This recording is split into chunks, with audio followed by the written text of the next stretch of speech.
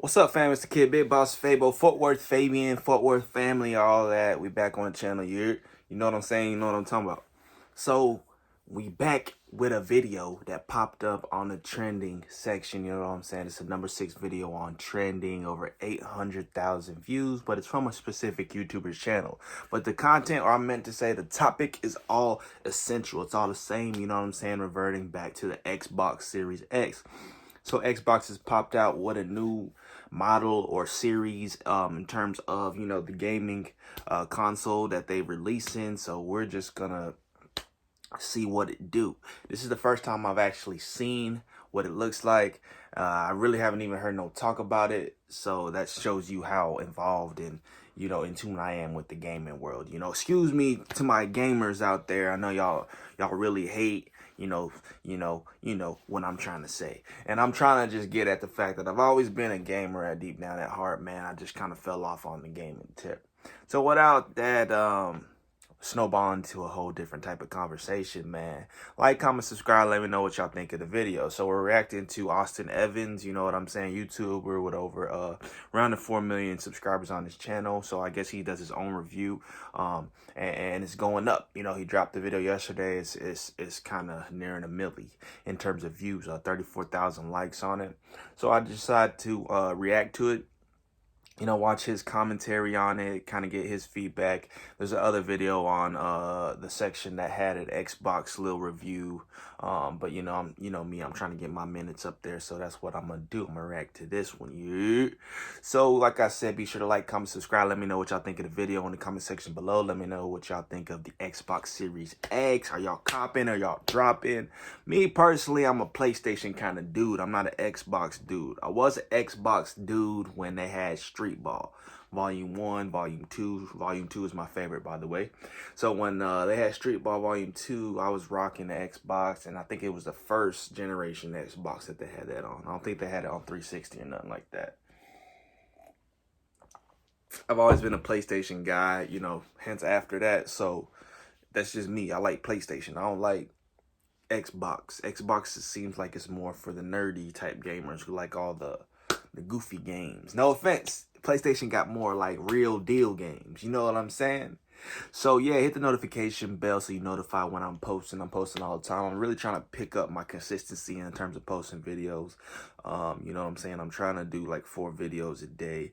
So hold me to that. You in the comment section below, be like, hey Fabo, you didn't post it. Hey Fabo, all this and that. But talk to me in the comment section. I'm very responsive. So we're gonna hop straight into the video. Oh, they built a PC. Oh. It's just a PC. The Xbox PC. Oh, the controller's a little different too. Xbox Series X. Okay. Hey guys, this is Austin. And today, Microsoft surprise announced the brand new Xbox, I almost said one, the Xbox Series X.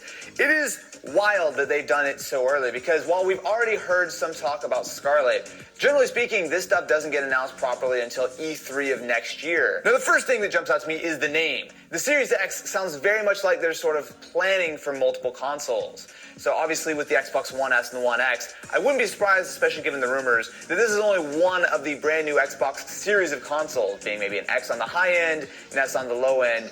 But that hardware, did you see it's a PC?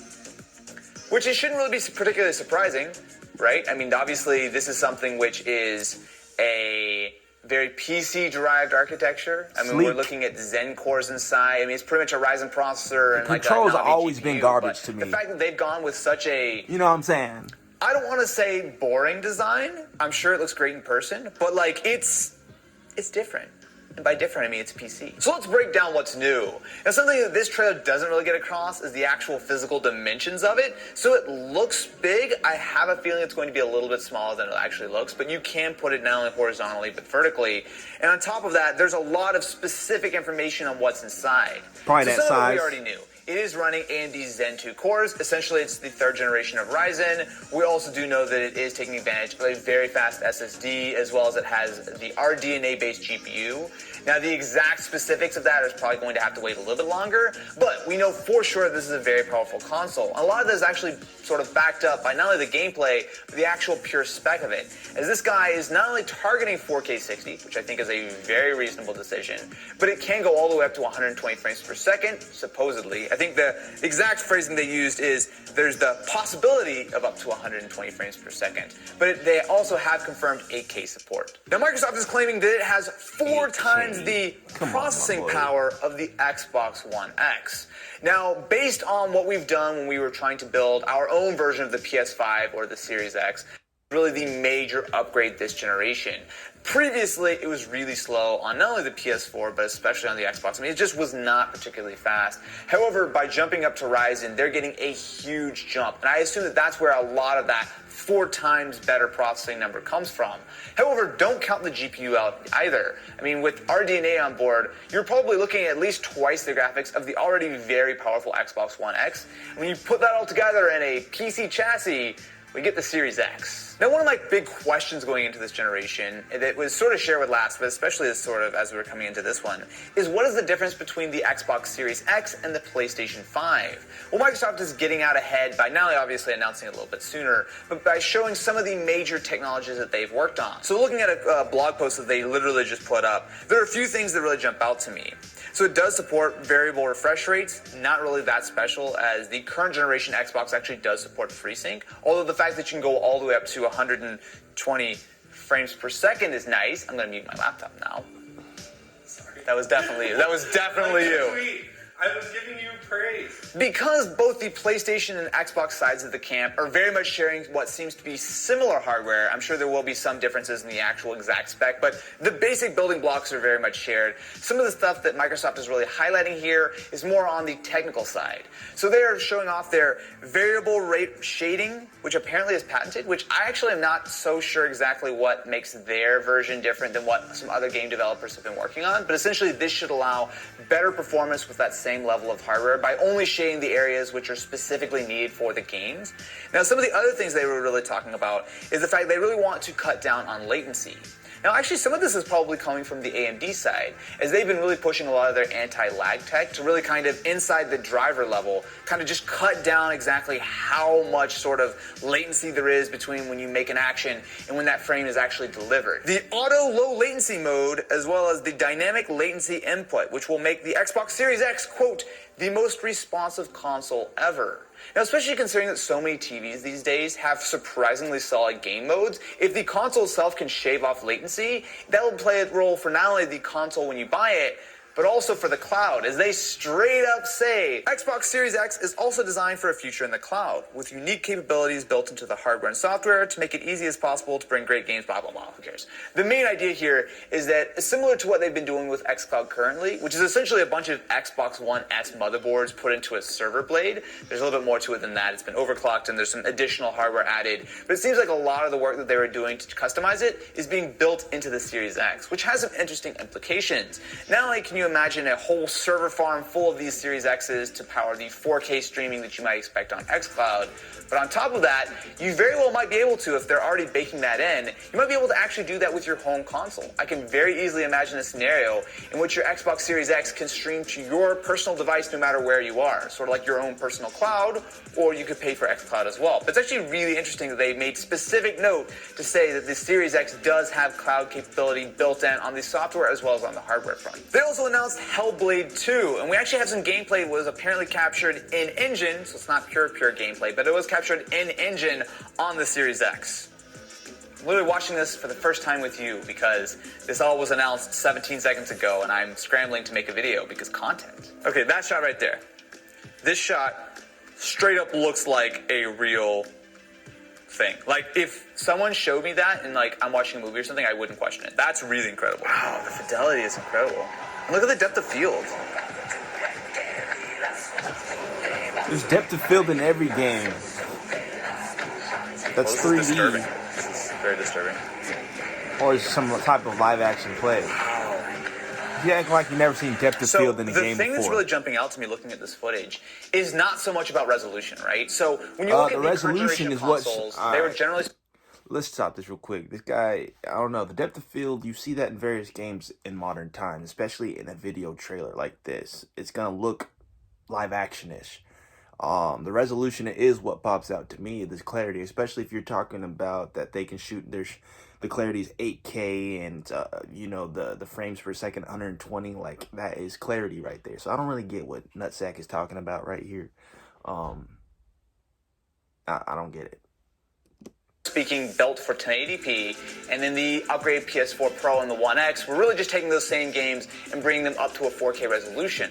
That's fine, but pixels aren't everything. Team Crispy is not the only thing that you care about. So the thing that I'm really sort of getting here is the level of detail inside that 4K frame, right? I mean, you could run Half-Life 1 at 4K, but it doesn't mean it's a true 4K experience without having everything that goes along with it. The high-resolution textures, the incredible level of detail that is provided by what I'm assuming is a very large amount of memory on these, as well as just all the little effects work and stuff. Like, this looks, I mean, it actually looks like a generational leap, which is nice. And I think in a large part that's going to be due not only to the GPU, but the CPU is also going to be able to handle much larger worlds, much more physics. Looking at this footage, we are not that far away from fairly photorealistic real-time graphics. So yeah, sure, when we look at like the actual facial model, it's not quite there. You can tell there's a little tiny bit of it's not quite uncanny valley, but you can tell this is fake. When you look at some of the landscapes, some of the vistas that are capable on the Series X, I mean, that's incredible. Like this, honestly, I'm surprised. This looks better than what you can find even on like a lot of high-end PC games, which makes sense because the Series X is a high-end PC with actual money and development spent on optimization. The controller is also, well, technically all new. However, it actually looks very, very similar to the One. So the main things I see different here is that the D-pad looks similar to what we get on the Elite Series 2, and there looks to be an added share button on it.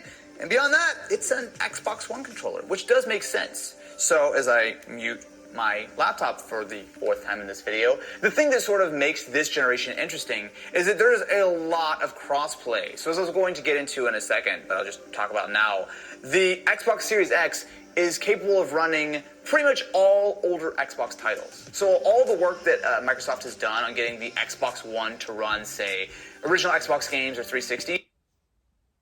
Typical. We know that PlayStation came in being able to run the previous games. You know what I'm saying? I don't really want to keep continuing watching this reaction or review from Austin Evans.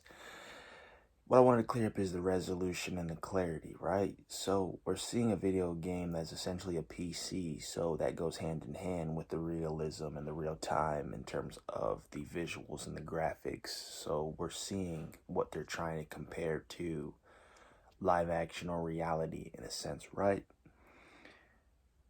My thing is, every video game that has a trailer or a film piece in it that is foretelling or connecting a story to the gameplay always has better resolution than the actual gameplay. So I don't care about a trailer looking good. You know what I'm saying?